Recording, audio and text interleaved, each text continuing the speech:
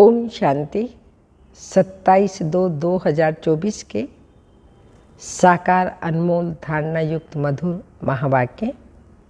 मीठे बच्चे, सदा बाप की याद का चिंतन और ज्ञान का विचार सागर मंथन करो तो नई नई पॉइंट्स निकलती रहेंगी, खुशी में रहेंगे। क्वेश्चन, इस ड्रामा में सबसे बड़े से बड़ी कमाल किसकी है और क्यों? आंसर, सबसे बड़ी कमाल है शिव बाबा की, क्योंकि वह तुम्हें सेकंड में परी ज़्यादा बना देते हैं। ऐसी पढ़ाई पढ़ाते हैं जिससे तुम मनुष्य से देवता बन जाते हो। दुनिया में ऐसी पढ़ाई बाप के सिवाय और कोई पढ़ा नहीं सकता। दूसरा, ज्ञान का तीसरा नेत्र दे अंधियारे से रोशनी में ले जाना, ठोकर खाने से बचा देना, यह बाप का ही काम है। इसलिए उन जैसी कमाल का वंडरफुल कार्य और कोई नहीं कर सकता। ओम शांति। रूहानी बाप रोज रोज बच्चों को समझाते हैं और बच्चे अपने को आत्मा समझ बाप से सुनते हैं। जैसे बाप गुप्त है वैसे ज्ञान भी गुप्त है। किसी को भी समझ में नहीं आता कि आत्मा क्या है, परम पिता परमात्मा क्या है। तुम बच्चों की पक्की आदत पड़ जानी चाहिए कि हम आत्मा हैं। बाप हम आत्माओं को सुनाते हैं। यह बुद्धि से समझना है और एक्ट में आना है। बाकी धंधा आदि तो करना ही है। कोई बुलाएंगे तो जरूर नाम से बुलाएंगे ना।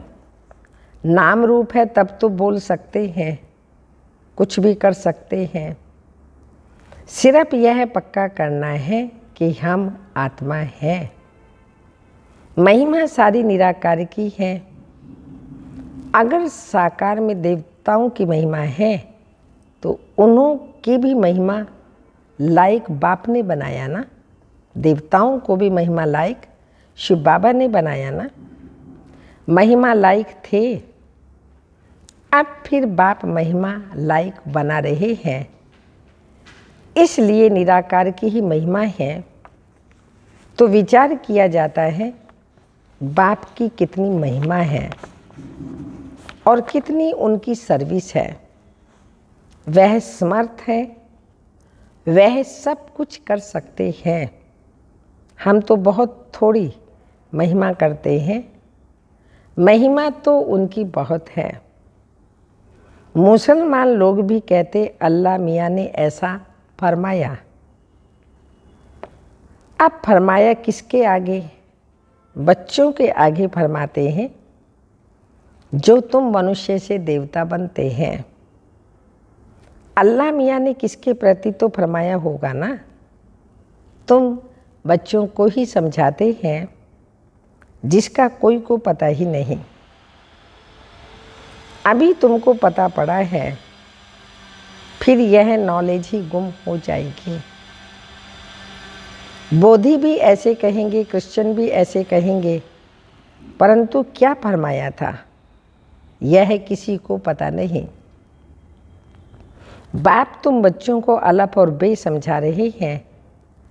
आत्मा को बाप की याद भूल नहीं सकते। आत्मा अविनाशी है तो याद भी अविनाशी ही रहती है। बाप भी अविनाशी है। कहते भी हैं अल्लाह मियाँ ने ऐसे कहा था, परंतु वह कौन है, क्या करते थे, यह कुछ भी नहीं जानते। अल्लाह मियाँ को ठिक्कर भीतर में कह दिया तो जानेंगे फिर क्या। भक्ति मार्ग में प्रार्थना करते हैं। अब तुम समझते हो जो भी आते हैं उनको सतो रजो तमो में आना ही है। क्राइस्ट बोध जो आते हैं उनके पीछे सबको उतरना है, चढ़ने की बात ही नहीं। बाप ही आकर के सबको चढ़ाते हैं। सर्व का सदगति दाता एक ही है और कोई सदगति करने नहीं आते। समझो क्राइस्ट आया, किसको बैठ समझाएंगे? इन बातों को समझने के लिए अच्छी बुद्धि चाहिए, नई नई युक्तियाँ निकालनी चाहिए, मेहनत करनी है, रतन निकालनी है। इसलिए बाबा कहते हैं विचार सागर मंथन करके लिखो, फिर पढ़ो क्या क्या मिस हुआ। बाबा का जो पार्ट है वह चलता रहेगा। बाप कल्प पहले वाली नॉलेज सुनाते हैं। यह बच्चे जानते हैं कि जो धर्म स्थापन करने आते हैं उनके पीछे उनके धर्म वाले भी आते हैं। धर्म वालों को नीचे उतरना ही है, वह किसी को चढ़ाएंगे कैसे? सीढ़ी नीचे उतरनी ही है, पहले सुख पीछे दुख। ये नाटक बड़ा फाइन बना हुआ है, तो विचार सागर मंथन करने की ज़रूरत है। वह कोई की सदगति करने नहीं आते, वह आते हैं धर्म स्थापन करने। ज्ञान का सागर एक ही है और कोई में ज्ञान नहीं है।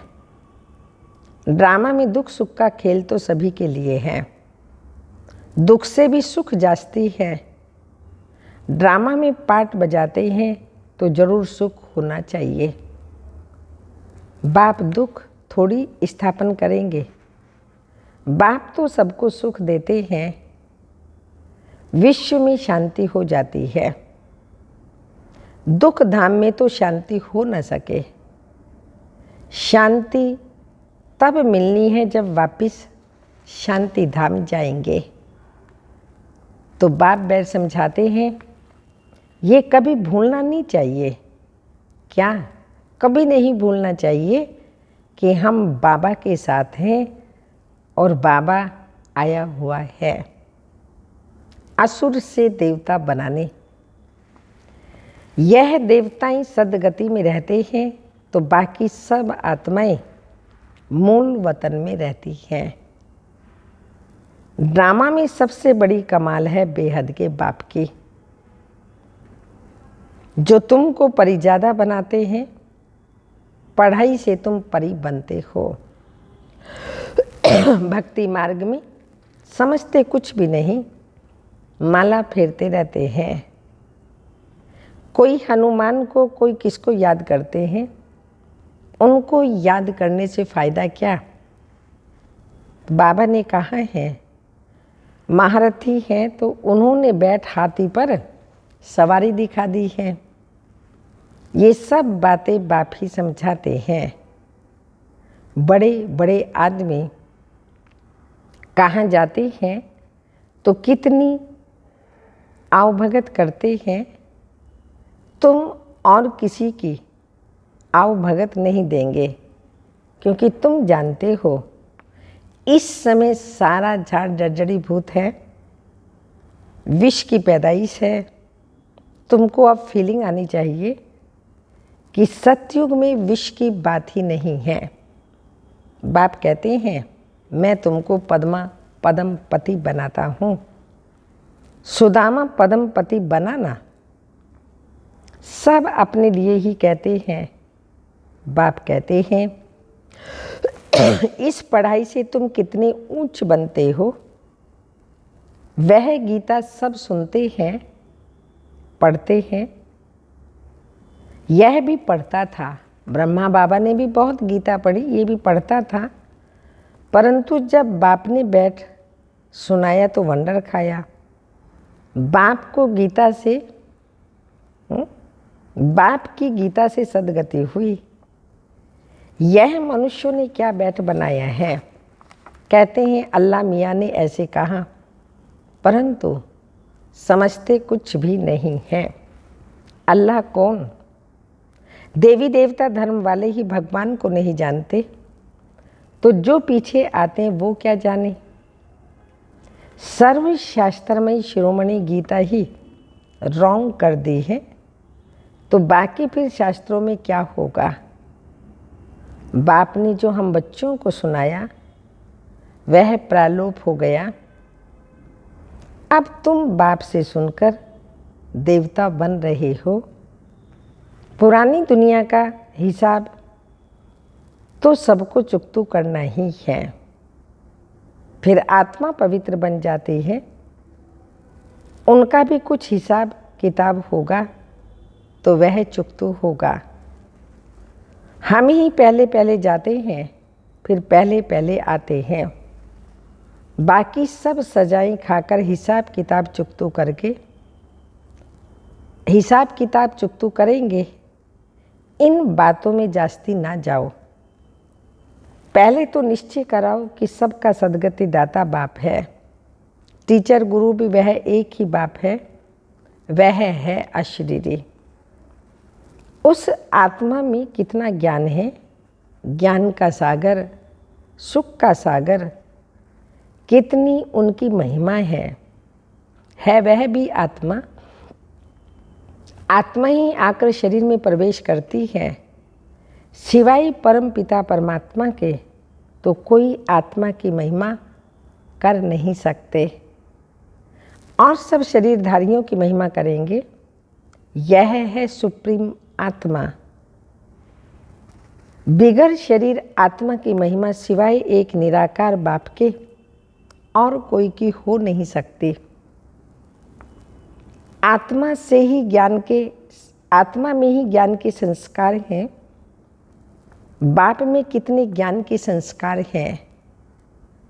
प्यार का सागर है, ज्ञान का सागर है, आदि आदि।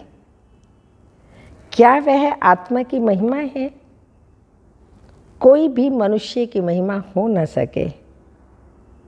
श्री कृष्ण सतयुग का पहला नंबर प्रिंस है, तो बाप ही आकर बच्चों को वर्षा देते हैं, इसलिए उनकी महिमा गाई जाती है। शिव जयंती हीरे तुल्य है। धर्म स्थापन आते हैं, क्या करते हैं समझो। क्राइस्ट आया, उस समय क्रिश्चियन तो है नहीं, किसको क्या नॉलेज देंगे। करके कहेंगे अच्छी चलन चलो। यह तो बहुत मनुष्य समझाते रहते हैं, बाकी सदगति की नॉलेज कोई दे न सके। सबको अपना अपना पार्ट मिला हुआ है। सतो रजो तमो में आना ही है। आने से ही क्रिश्चियन की चर्च कैसे बनेगी? जब बहुत होंगे, भक्ति शुरू होगी, तब चर्च बनाएंगे ना। उसमें बहुत पैसे चाहिए, लड़ाई में भी पैसे चाहिए। तो बाप समझाते हैं यह मनुष्य सृष्टि झाड़ है। झाड़ कभी लाखों वर्ष का होता है क्या? हिसाब नहीं बनता। बाप कहते हैं हे बच्चे, तुम कितने बेसमझ बन गए थे, अभी तुम समझदार बनते हो। पहले से ही तैयार होकर आते हो राज्य करने। वह तो अकेले आते हैं, फिर बाद में वृद्धि होती है। झाड़ का फाउंडेशन देवी देवता, उनसे फिर 3 ट्यूब निकलती हैं, फिर छोटे छोटे मठ पंथ आते हैं, वृद्धि होती है, फिर उनकी कुछ महिमा हो जाती है, परंतु फायदा कुछ भी नहीं। सबको नीचे तो आना ही है। तुमको अभी सारी नॉलेज मिल रही है। कहते हैं गॉड इज नॉलेजफुल, परंतु नॉलेज क्या है यह किसी को मालूम नहीं है। तुमको अभी नॉलेज मिल रही है। भाग्यशाली रथ तो चाहिए। बाप साधारण तन में आते हैं, तब यह भाग्यशाली बनते हैं। सतयुग में सब पद्म भाग्यशाली हैं, अब तुमको ज्ञान का तीसरा नेत्र मिलता है, जिससे तुम लक्ष्मी नारायण जैसे बनते हो। ज्ञान तो एक ही बार मिलता है। भक्ति में तो धक्के खाते हैं, अंधियारा है। ज्ञान है दिन, दिन में धक्के नहीं खाते। बाप कहते हैं भल घर में गीता पाठशाला खोलो। बहुत ऐसे हैं जो कहते हैं हम तो नहीं उठाते, दूसरों के लिए जगह दे देते हैं, यह भी अच्छा है। यहाँ बहुत साइलेंस होनी चाहिए। यह है होलीएस्ट ऑफ होली क्लास, जहाँ शांति में तुम बाप को याद करते हो। हमको अब शांति धाम जाना है, इसलिए बाप को बहुत प्यार से याद करना है। सतयुग में 21 जन्म के लिए तुम सुख शांति दोनों पाते हो। बेहद का बाप है, बेहद का वर्षा देने वाला। तो ऐसे बाप को फॉलो करना चाहिए। अहंकार नहीं आना चाहिए, वह गिरा देता है। बहुत धैर्यवत अवस्था चाहिए, हट नहीं। देही अभिमान को हट कहा जाता है। बहुत मीठा बनना है।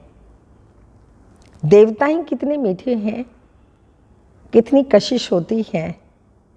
बाप तुमको ऐसा बनाते हैं, तो ऐसे बाप को कितना याद करना चाहिए। तो बच्चों को यह बातें बार बार सिमरन कर हर्षित होना चाहिए। इनको तो निश्चय है हम शरीर छोड़ यह लक्ष्मी नारायण बनेंगे। इन ऑब्जेक्ट का चित्र पहले पहले देखना चाहिए। यह तो पढ़ाने वाले देहधारी टीचर होते हैं, यहाँ पढ़ाने वाला निराकार बाप है जो आत्माओं को पढ़ाते हैं। यह चिंतन करने से ही खुशी होती है। इनको यह नशा रहता होगा कि ब्रह्मा सो विष्णु, विष्णु सो ब्रह्मा कैसे बनते हैं। यह वंडरफुल बातें तुम ही सुनकर धारण कर फिर सुनाते हो। बाप तो सबको विश्व का मालिक बनाते हैं, बाकी यह समझ सकते हैं कि राजाई के लायक कौन कौन बनेंगे। बाप का फर्ज है बच्चों को ऊंच उठाना। बाप सबको विश्व का मालिक बनाते हैं। बाप कहते हैं मैं विश्व का मालिक नहीं बनता हूँ। बाप इस मुख द्वारा बैठ नॉलेज सुनाते हैं, आकाशवाणी करते हैं, परंतु अर्थ नहीं समझते। सच्ची आकाशवाणी तो यह है जो बाप ऊपर से आकर गौ मुख द्वारा सुनाते हैं। इस मुख द्वारा वाणी निकलती है। बच्चे बहुत मीठे होते हैं। कहते हैं बाबा आज टोली खिलाओ। बहुत टोली बच्चे, मीठे बच्चे, अच्छे बच्चे कहेंगे हम बच्चे भी हैं तो हम सर्वेंट भी हैं। बाबा को बहुत खुशी होती है बच्चों को देखकर। बच्चे जानते हैं समय बहुत थोड़ा है। इतने जो बम्स बनाए हैं ये ऐसे ही फेंक देंगे क्या? जो कल पहले हुआ था सो फिर भी होगा। समझते हैं विश्व में शांति हो, परंतु ऐसे तो हो न सके। विश्व में शांति तुम स्थापन करते हो। तुमको ही विश्व की बादशाही की प्राइज मिलती है। देने वाला है बाप। योग बल से तुम विश्व की बादशाही लेते हो, शारीरिक बल से विश्व का विनाश होता है। साइलेंस से तुम विजय पाते हो। अच्छा, मीठे मीठे सिक्के लदे बच्चों प्रति माता पिता बाप दादा का याद प्यार। Good morning, diamond morning. रूहानी बाप के रूहानी बच्चों को नमस्ते। हम रूहानी बच्चों की रूहानी माता पिता बाप दादा को याद प्यार, गुड मॉर्निंग, डायमंड मॉर्निंग, ओम नमस्ते। धारणा के लिए मुख्य सार है, अपनी अवस्था बहुत धैर्यवत बनानी है, बाप को फॉलो करना है, किसी भी बात में अहंकार नहीं दिखाना है, देवताओं जैसा मीठा बनना है। सेकंड पॉइंट, सदा हर्षित रहने के लिए ज्ञान का सिमरन करते रहो, विचार सागर मंथन करो। हम भगवान के बच्चे भी हैं तो सर्वेंट भी हैं। इसी स्मृति से सेवा पर तत्पर रहो। वरदान, मनमना भव के साथ मध्यजी भव के मंत्र स्वरूप में स्थित रहने वाले महान आत्मा भव। स्पष्टीकरण, आप बच्चों को मनमना भव के साथ मध्यजी भव का भी वरदान है।